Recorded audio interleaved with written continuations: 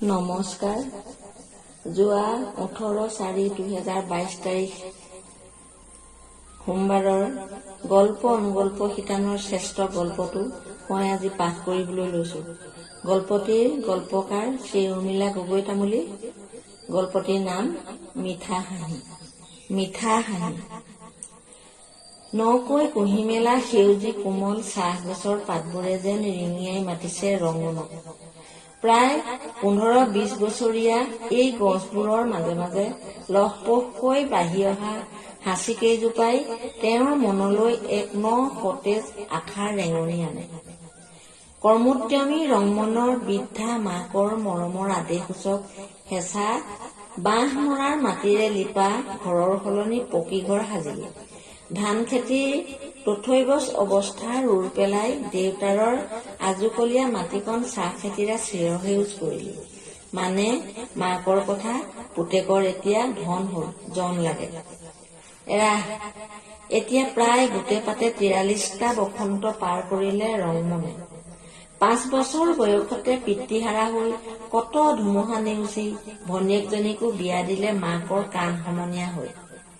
একুলা দুকুলা কৰি একমাত্ৰ ভাগিনীয়েকজনীয়েও চকুৰ প্ৰচাৰতে গাভৰু হল।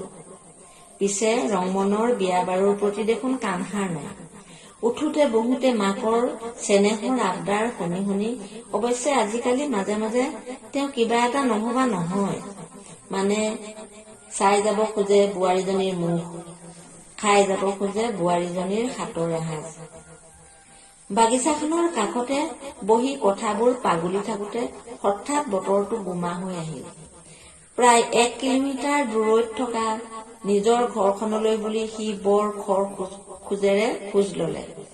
মাজবাটতে কিনকিনীয়াকৈ বৰষুণ পৰি ৰংমন জুৰুলি জুপুৰি হল। ফাগুনৰ ফিৰফিৰীয়া বতাহজাক বৰষুণৰ টোপালৰ সৈতে মিলি ৰংমনৰ দেহ মন একেবাৰে যেন বৰফে কৰি পেলাইছে। ডেকা তেজবোৰ গোট মৰাৰ দৰে উপক্ৰম হৈছে। অ মা, কি কৰিছ? উফ, ইমান ঠাণ্ডা। মাকে জুইশালৰ জুইকুৰাত কাঠখৰি 3ডাল ভৰাই তলত লাগনি হিচাপে ভঙা জেওৰাৰ খৰি 2ডালমান দি পুতেকৰ সৈতে জুইৰ সেক লবলৈ ধৰিলে।